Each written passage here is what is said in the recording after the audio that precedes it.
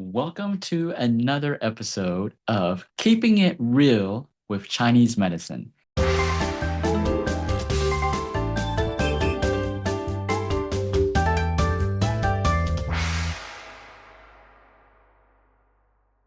Today we're going to talk about Chinese herbs.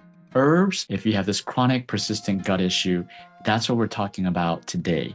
And so that could be from, let's say you've had an infection and you've taken all the antibiotics and it helps, then your GI gets upset, your gut gets upset again, you're fatigued, you're bloated, you're constipated, you have diarrhea, you feel nauseous, you're just tired all the time.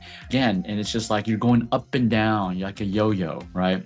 And so also, you could have gone to practitioners, holistic practitioners, functional medicine practitioners, had your stool test, your blood work, and all this test. They give you all these supplements, a bucket of supplements, and you feel a little better, but it just doesn't stay. It's if you have to be so perfect on your diet. Otherwise, any slip in your diet, your gut just blows up again. You balloon up and you feel like you're pregnant and all of this stuff, right? That is what I call chronic digestive disorders.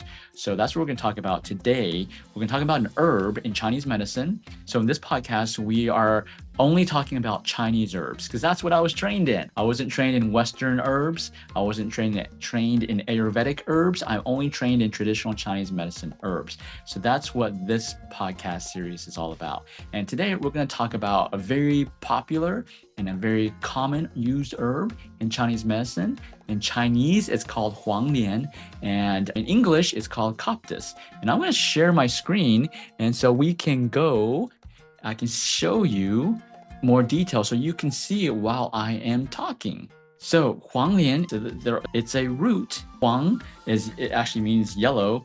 Lian means connected. But the English name is Coptis or Coptis Root. And you might actually have heard of this because a lot of supplement companies are putting this Chinese herb into their mixture because they found an active ingredient that is very super powerful. It's called berberine, right?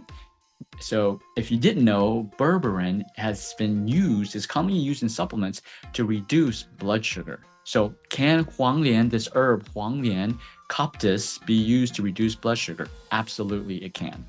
The pharmaceutical name is Rhizoma coptitis. I'm probably butchering these names, and I will probably butcher future herb names, so forgive me. So when we look at herbs, I'm going to show you from a Chinese medicine perspective and then a Western medicine perspective or a layman's term perspective. So regardless if you have Chinese medicine training or not, it doesn't matter. I will break it down very simple so that just anybody, a lay person, can understand. But I figure I add some medical terminology, whether from Chinese medicine or Western medicine, so that for all of the audience, I have practitioners who also follow me and also learn from me as well. So one thing when we look at herbs in Chinese medicine, we call it TCM, traditional Chinese medicine. That's what it means when I use the word TCM. So we look at the properties of it. Properties are kind of like the nature of the herb. So we have for Huang Lian or Coptis, it is bitter and cold. And so what does that mean? That means if you ever chew on this herb or you make a tea out of it, it is bitter. It is super bitter, all right? Cold in nature means that it's cooling for the body, right? So if your body has a fever, you can actually take Huang Lian and it will cool down your fever. So that's what properties mean. Channels basically means, and actually I should put organ. In Chinese medicine, we use the word channels, but for a layperson, I'll just use the word organs. So what organs does this herb, Huang Lian, Coptis, really address? What does it affect? Well, it affects your liver, your stomach, and your large intestine. And the liver, stomach, and large intestine, they're part of your digestive system. That's why this herb is so good for chronic digestive disorders. So if you have a chronic digestive problem, whether it's gastritis, it's colitis, any type of constipation, diarrhea, you can add a little of this herb and it will help you break through your plateau. Or if you're not even getting any benefits from your supplements or your medication, this herb in conjunction with your medication and supplements can help boost those effects. In talking about medications, let me give you a disclaimer. I am not a physician. So I am not dispensing medical advice. Before you take any herbs, you need to consult your physician, your medical doctor. I am required to say that for legal purposes. So coming back to the topic of Huang Lian, Coptis. So Coptis, it can help improve your heart function, your liver function, your stomach function, and your large intestine function. The dosage. So when traditionally, see, if you got this herb right here, you would cook it. That's what we call by decoction. So the common dosage is only to add 2 to 10 grams, which is small. This is in regards to Chinese medicine, this is small dosage, right? So if you weigh 2 to 10 grams of this herb, there's not a lot. And because this herb is so powerful for your digestive system, the max dosage is 15 grams. If you take too much, you will get side effects from this. And I will go over the side effects. I would say the safe dosage is between 2 to 15, but they're usually prescribed 2 to 10 grams. Now, if you take it in powder form, here's another thing I want to inform you. And if you go to a Chinese medicine practitioner, so a TCM practitioner, and they give you herbs, they will never, and they should never, typically 99.9%, never give you a single herb. Because a single herb by itself, it does have side effects. However, if you combine it in a formula with other herbs, like 10, 20 other herbs, then those side effects are neutralized. But I'll do another podcast to explain why Chinese medicine never uses single herbs compared to what Western medicine or Western herbology, they typically use only one single herb as a time. For example, St. John's wort, they just use that, right? One single herb. And so in Chinese medicine, we never use one single herb. It's always in combination. It's just like 3,000 years ago, they were so brilliant to neutralize they knew that to all the benefits of the herbs without the side effects, you want to combine them with other herbs that neutralize side effects. But again, like I said, that's for another podcast. The TCM effects of this herb, Huang Lian. So Huang Lian, remember, TCM is traditional Chinese medicine. So the TCM effects, I'm gonna just read through them and I'm gonna explain them in layman's terms. So the TCM effects is it clears heat, dries dampness, it sedates fire, it clears fire toxins, especially for dermatological disorders. Clears heat, what does that actually mean? Well, that's when you have an infection, you get a fever, that is heat, right? You feel hot, that is heat, right? Well, this herb, because remember, it is cold in nature, it can clear that heat, it can calm that heat, it can cool that heat. Now, dries dampness. Because it's bitter herbs can dry dampness. What is dampness? Dampness is kind of like, I like to compare it to a stagnant pond. You ever see a stagnant pond and you compare it to a river? You look at a river compared to a stagnant pond. What's the difference? The main difference is just look at this of it. Sides, look at the river. It's usually clear.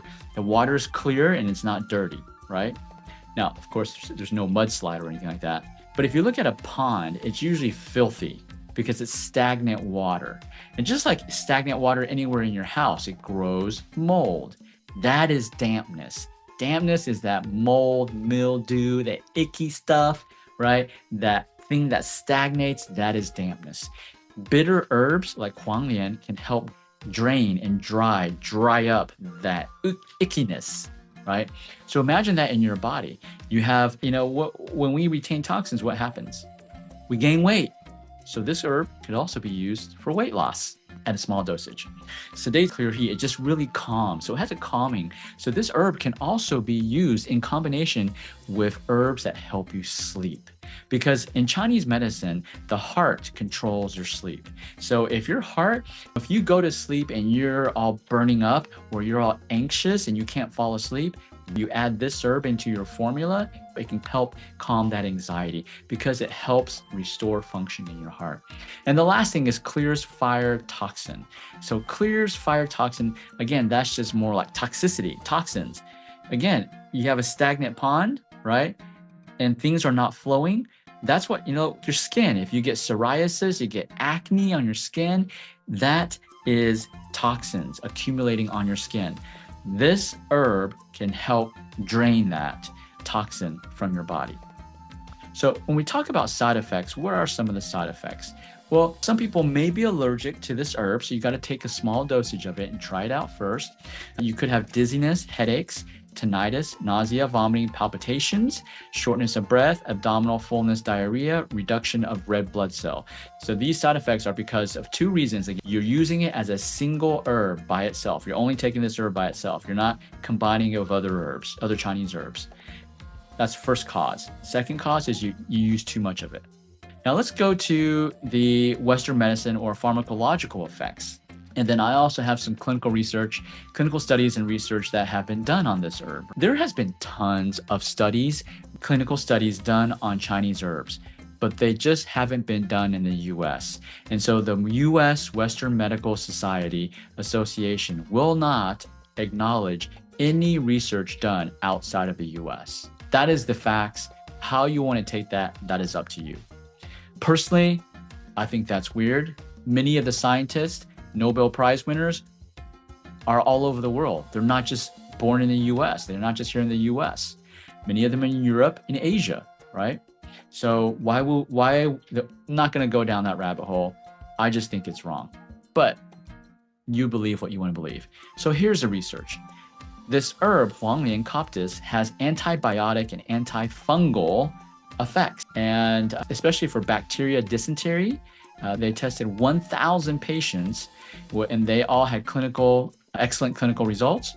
The treatment course was very short, and there was low incidence of side effects using this herb, Coptis, Huang Lian. For pulmonary tuberculosis, they tested 100 patients with 0.3 grams of berberine, which is one of the active ingredients in Coptis. They gave this 100 patients 0.3 grams of berberine 3 times per day for 3 months with good results. Osteomyelitis, so infection of the bones, that's what it is.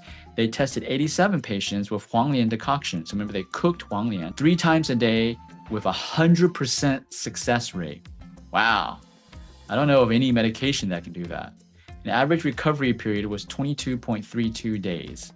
The decoction was 65 grams of Huang Lian powder and 2,000 milliliters of boiling water for 15 minutes. Yes, that went past this dosage of 15 grams. That's why, hey, before you do any of these herbs, number one, the only people trained in prescribing herbs are traditional Chinese medicine practitioners. No doctors, unless they have the license as in Texas, it's called a licensed acupuncturist. In other states, it's called different things.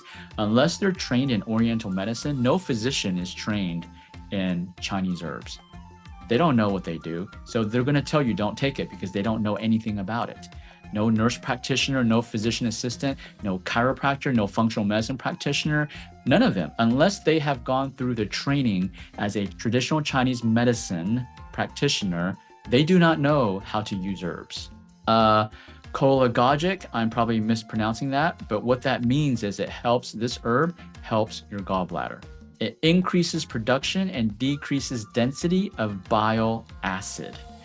And so guess what? If it decreases the density of bile acid, right, you have a less chance of getting gallstones. So if you have a family history of gallstones or you have a history of gallstones, this herb could help you. And this herb can also help reduce cholesterol levels. Anti-ulcer. So this herb can be used to treat ulcers. Ulcers are infections in your stomach, E. coli infections. They cause an ulcer in your stomach, a peptic ulcer. Well, this herb can inhibit secretion of gastric acid, which treats peptic ulcers. It also has antiviral effects. It has inhibitory effect against, I spelled that wrong, against influenza and hepatitis virus. It also has anti-inflammatory effects. So enteritis, inflammation of your intestines. They tested 100 patients, 2 to 3 grams were given 4 to 6 times per day, and they all showed marked improvement. All right. Again, this dosage that I told you, right? This is the safe dosage. Can it be used more? Absolutely. But you do not go over the counter. Don't be saying, oh, hey, Jimmy, the Acu Sensei told me to go to the nutrition store and get this Coptis and self-dosage myself. No, that's not what I'm telling you to do. Do not do that. You need to get with a practitioner who knows what they're doing, who knows how to prescribe this, and who knows herbology.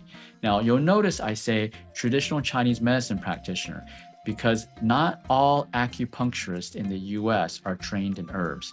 Many states, like in the East Coast, New York, New Jersey, they do not require acupuncturists to have herbal training. And technically, they cannot prescribe herbal medicine.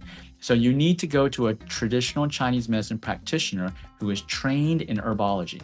Now, in the state of Texas, every acupuncturist, even though we're called acupuncturists, we are required to take the state board exam for Chinese herbology, okay?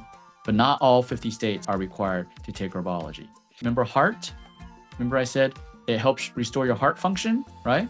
Cardiovascular, IV of berberine of 0.1 to 6 milligrams per kilogram lowered blood pressure in anesthetized dogs, cats, and rats.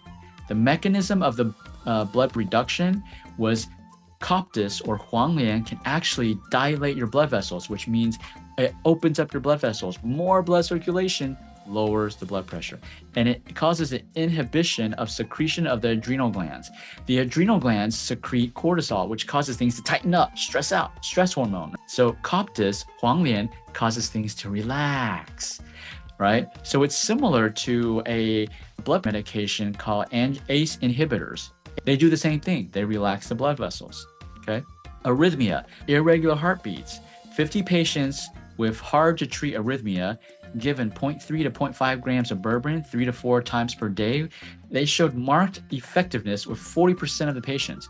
It's not high, okay? 40% super high compared to the 100% that I said up here, right?